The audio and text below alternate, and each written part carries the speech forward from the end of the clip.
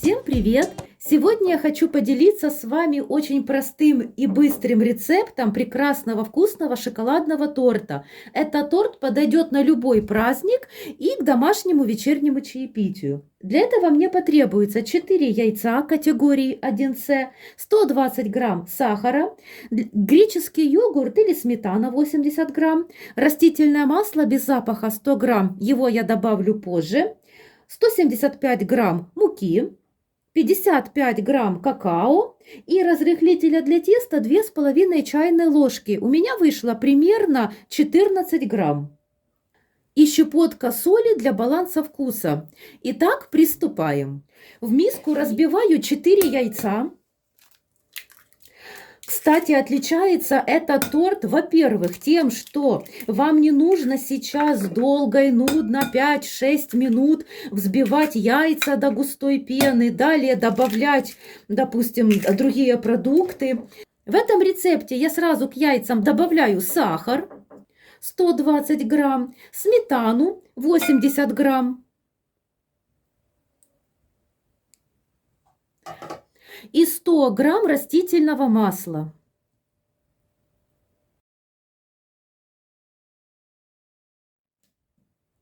И буквально минуту-полторы просто миксером перемешиваю тесто.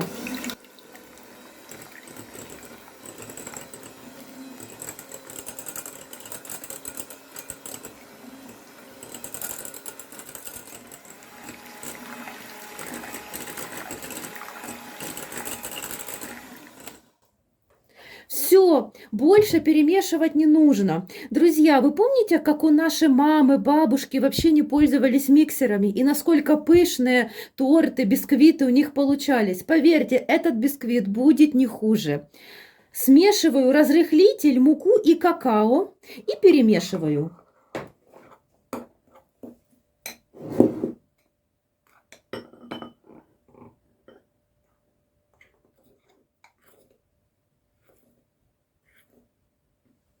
На этом этапе уже нужно включить духовой шкаф до температуры 200 градусов. Теперь я буду через сито просеивать сухие продукты в жидкие. Вы знаете, этот торт идеальный вариант. Вот представьте, допустим, вам не хватает времени на долгое приготовление каких-то сложных тортов. Может быть, гости внезапно пришли, вам что-то такое надо удивить их, то этот вариант идеально прекрасный, вообще быстро готовится. И, кстати, он может подаваться сразу, не обязательно долго ждать, чтобы он настоялся в холодильнике и пропитался, потому что такой торт, он сразу хороший, влажный, его можно сразу же подавать. Если есть возможность, конечно, можно пару часов подержать его в холодильнике. Миксер мы уже не используем. Я всю муку с какао и разрыхлителем и солью добавила в тесто и вот так вот перемешиваю лопаткой. Какао советую всегда просеивать, потому что оно любит комковаться. И его лучше все-таки в тесто, в крема, все-таки какао просеивать. И вот так вот лопаткой, складывающими движениями вымешиваем буквально, пока все не объединится. И вот посмотрите, тесто я уже хорошо вымешала. Теперь я его буду... Нет, еще чуть-чуть. Теперь я его буду перекладывать на противень. Противень стандартный для духового шкафа, классический. Вы знаете, сильно придираться к размерам не стоит.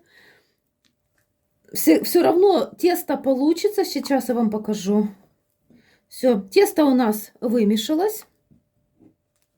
И все, и я на свой противень, свой обычный от духового шкафа противень, буду выливать наше тесто. Дно противня я застелила пергаментной бумагой. И вот так вот аккуратненько лопаткой разравниваю по всей поверхности наш бисквит. И вот так вот лопаткой я разравниваю аккуратно, чтобы бисквит максимально во всех частях, во всех концах противня был максимально одинаковый. Далее, при температуре 200 градусов я буду выпекать такой бисквит примерно 15 минут. Сколько этот у меня выпекался, я вам обязательно скажу. Ну, как всегда, правило выпекания бисквитов до сухой зубочистки. Пока выпекается мой бисквит, мы быстренько сделаем сироп, пропитку для нашего торта. Для этого мне нужно 110 грамм воды и 20 грамм сахара. Я не сильно люблю сладкие торты, поэтому такая пропорция мне идеально подходит. Если вам нравится более сладкий вариант, добавляйте вместо 20 грамм сахара 50 грамм сахара. Сироп я сейчас доведу до кипения и уварю минуты 2-3.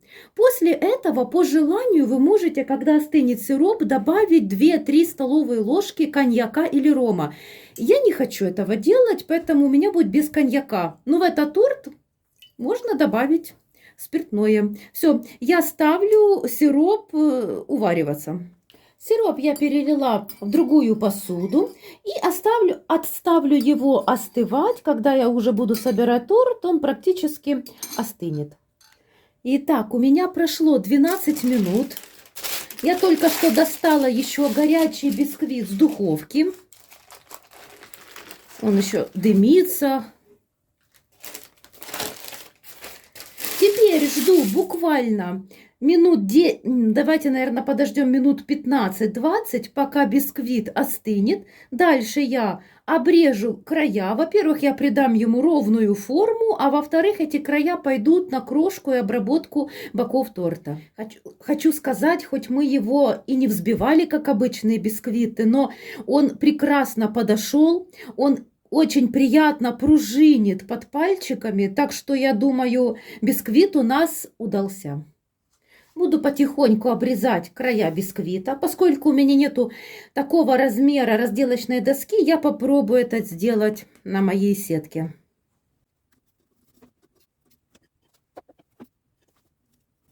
Убираю примерно по сантиметру. Оп. Посмотрите, какой он получился. Пышный, пористый. Ну, бисквит замечательный. Кстати, если вы не хотите делать прямоугольную форму, можно его, думаю, вылить в обычную круглую форму диаметром 18-20 сантиметров. Будет, думаю, прекрасно шикарный торт. Но если вы сделаете в круглой форме, я думаю, его просто придется дольше выпекать. А здесь буквально 12 минут, друзья, и все. Сейчас мы быстренько сделаем крем. Далее. Я уже не буду убирать крошечки, дальше вам покажу. Смотрите, друзья, теперь я его буду разрезать. Я хочу, чтобы мой торт был прямоугольный. Кстати, отличный вариант для какого-нибудь тематического торта, книга. Или просто оставить его такая форма, тоже прекрасная. В общем, я его буду сейчас вот так вот разрезать на 3 равные части. Так, перекладываю бисквит в тарелку. Готовлю стол и осталось нам приготовить крем. Для крема мне потребуется 400 грамм сливочного сыра. Я сегодня возьму сыр маскарпоне, так как в крем у меня будет входить сметана, а она имеет такой кисломолочный характерный привкус. Я взяла, конечно, можно взять сыр Филадельфию, крем-чиз, но в маскарпоне входит только сливки, основной ингредиент. Соответственно, как бы уже кисломолочный продукт. Есть сметана, я захотела что-нибудь такое более сливочное, воздушное, а это как раз сыр маскарпоне. Но его брать не обязательно, вы можете взять любой сливочный сыр, какой вы любите. Итак, 400 грамм сливочного сыра.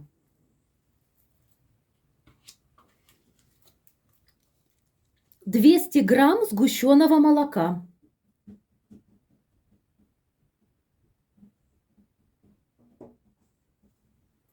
55 грамм какао-порошка. Какао-порошок я все-таки еще раз добавлю через сито.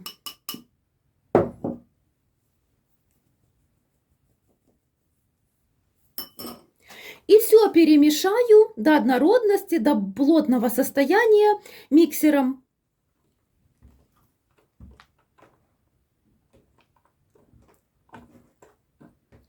Сначала вот так вот немножечко перемешиваю, чтобы какао-порошок не разлетелся по всей моей кухне.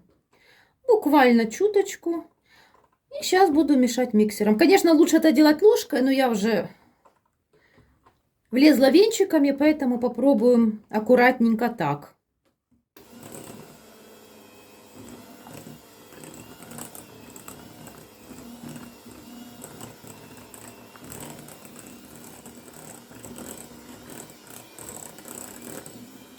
И в конце, когда я перемешала крем, я в крем добавляю 100 грамм сметаны. Поскольку сметана может не очень хорошо взбиться, поэтому я добавляю ее в конце.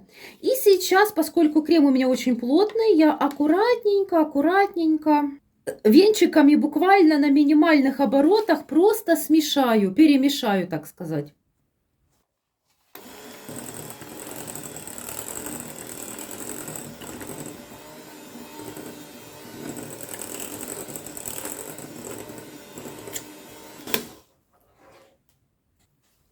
Пройдусь по бокам. Еще буквально 5-10 секунд пройдусь миксером.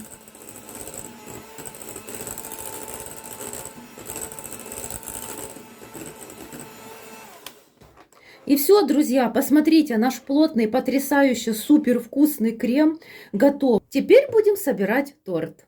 Посмотрите, какой красивый крем у нас вышел. Кстати, кто любит крем послаже, можно добавить больше сгущенного молока. Например, не 200 грамм, а 220 или даже 250. Больше добавлять я вам не советую, чтобы он все-таки не был вот этим приторно-сладким и сохранил эту свою нежную кофейную нотку. Все, крем готов. По желанию, если вы любите фрукты в тортах, можно добавить, например, бананы. У меня в этом торте будут 2 нарезанных банана. Во-первых, фрукты, они придадут высоту любому торту, но во-вторых, вкус. Бананы нарезаем вот такими вот кусочками.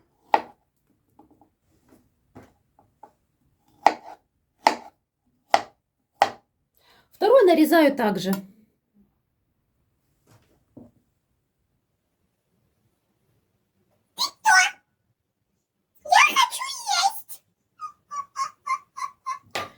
Как я собираю торт? Сначала я немножечко для стабильности наношу крем на блюдо, на которое я буду вылаживать. Первый корж.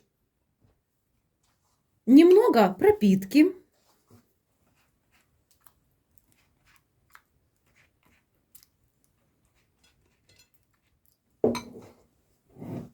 И крем.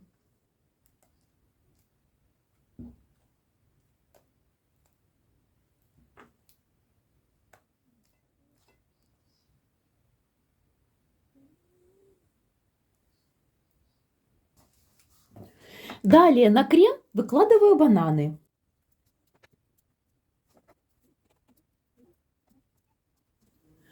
На бананы следующий корж. Пропитка.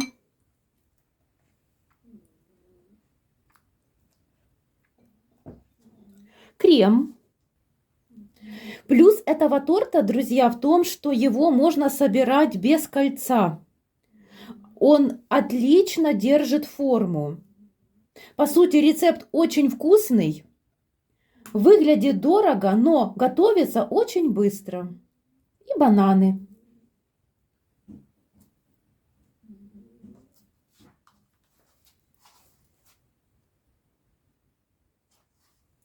Также пропитка.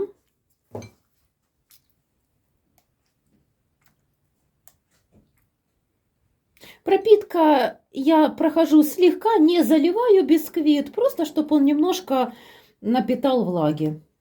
Если останется, ничего страшного. Переборщить это тоже не очень хорошо.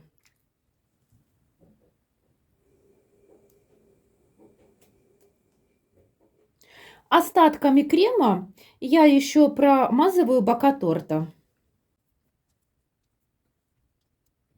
И так стараюсь максимально заполнить все пустоты по бокам. Мы еще помним, у нас осталась будет крошка с обрезков бисквита. Я ее сейчас пропущу в блендере.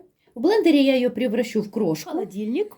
Торт я пока поставлю в холодильник и перемелю в блендере бисквитные остатки в крошку. Так, и быстренько я превращаю в крошку обрезки бисквита.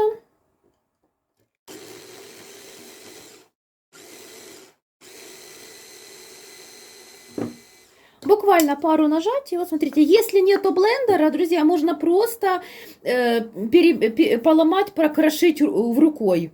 В предыдущих видео я так пробовала. Тоже очень интересная оригинальная крошка получается. Посмотрите, друзья, какой стабильный торт, без всяких форм, без настаивания в холодильнике там по 6 часов. Конечно, я его не рискну сейчас нарезать, но его уже сформировать уже много стоит, без всякой формы. Так, друзья мои хорошие, смотрите, теперь я буду обсыпать крошкой бока торта. Поскольку мы все-таки готовим быстрый вариант, поэтому я решила не заморачиваться сильно с украшением. Мы представляем с вами вариант, что вот гости на пороге, нам надо очень быстро, буквально там за час, быстренько сделать такую красоту. Поэтому с остатков крема я их переложила в кондитерский мешок, беру любую насадку, какая у меня есть, какая подозреваю, что будет красивый узор, открытая, закрытая звезда, 1М, неважно, все будет хорошо и все будет красиво. Дальше. Я растопила, получается, шоколад, 100 грамм шоколада взяла и 2 столовые ложки постного масла. Я его растопила в микроволновой печи, переложила в пакетик и уже отрезала кончик очень тоненько. Я им тоже хочу кое-какой узорчик сделать. Кстати, оставшийся шоколад, его легко, с легкостью можно заморозить. И для будущих, и можно так месяц держать в морозилке для каких-то будущих наших с вами шедевров кулинарных. Итак, потихонечку, потихонечку я буду так вот лопаточкой придавливать. Остатки крошек мы уберем. Так, я пока только бока, верх я трогать не буду, как мы с вами уже поняли. Вот так быстренько, но внимательно и аккуратно каждую сторону торта обрабатываем. И так я сейчас все 4 стороны сделаю. Кстати, я еще забыла сказать, плюс такого украшения в том, что если у нас где-то неровности по бокам, особенно таких форм тортов, то вот эти крошки, они все спрячут. Нам не надо тратиться на эти ганаши долгие. Конечно, если вы готовите на заказ, то, конечно, там придется заморочиться, ганаш, выравнивание, все. Но поскольку у нас домашнее чаепитие, то этот вариант просто идеальный. Кстати, смотрится дорого. Согласитесь, друзья, что торт уже смотрится красиво, но мне все-таки хочется его украсить еще лучше.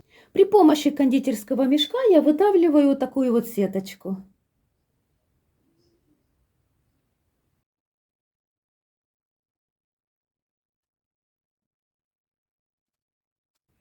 А с помощью кондитерского мешка этой насадки остатков крема попробую сделать красивую окантовку.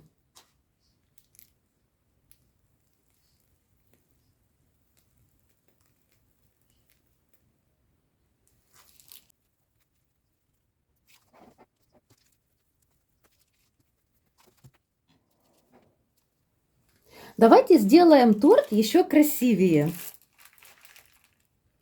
Кажется, что готовится он сложно, но на самом деле очень быстро и просто. Мне хочется в своих видео поделиться как можно больше с вами своим опытом, чтобы вы не повторяли тех ошибок, которые допускала я, не тратили, не портили продукты на какие-то неудачные эксперименты. Хочу все вам как можно больше рассказать, но если честно, может быть, я что-то забываю. Вы, пожалуйста, напишите в комментариях, какой вариант торта, какой крем вам больше нравится. Я же стараюсь с вами делиться как можно больше вкусными, интересными рецептами.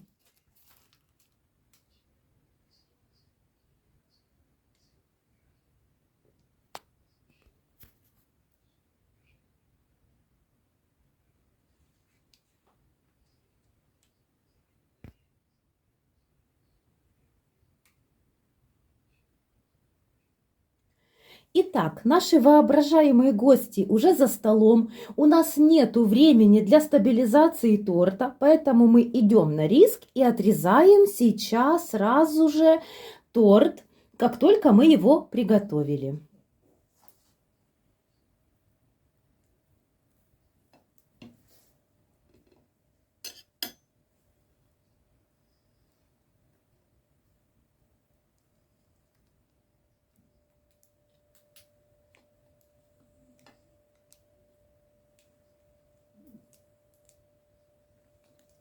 Посмотрите, друзья, какая красота! Насколько устойчивый, стабильный торт. Он ни одной минуты не стоял в холодильнике. Вот я его только собрала и сразу же показываю вам, какой он в разрезе.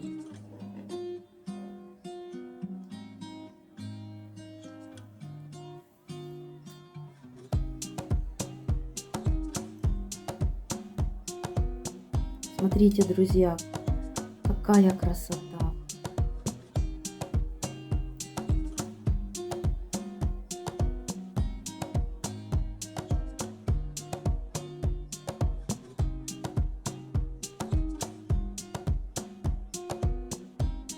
Коржи. Посмотрите, друзья, какие пышные коржи. Какой аппетитный, мега шоколадный торт у нас вышел. Я надеюсь, рецепт вам понравился. Пишите в комментариях отзывы, какие торты любите вы. А я вам желаю всего самого лучшего. До новых встреч!